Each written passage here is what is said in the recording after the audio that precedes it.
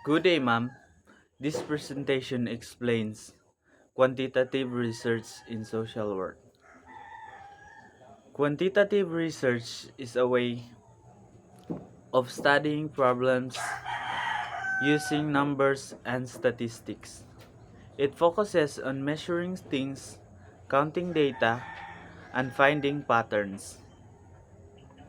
This type of research uses tools like surveys, questionnaires, and tests to collect information.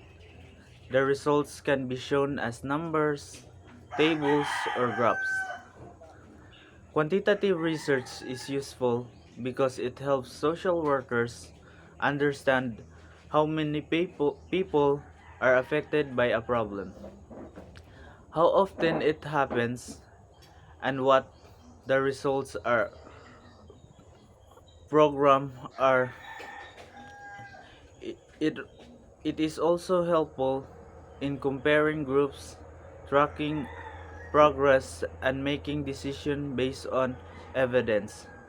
For example, it can show how program reduce school dropouts and improve family supports. In summary, quantitative research give a clear and measurable results. It helps social workers make decisions that based on facts and evidence. Thank you for listening.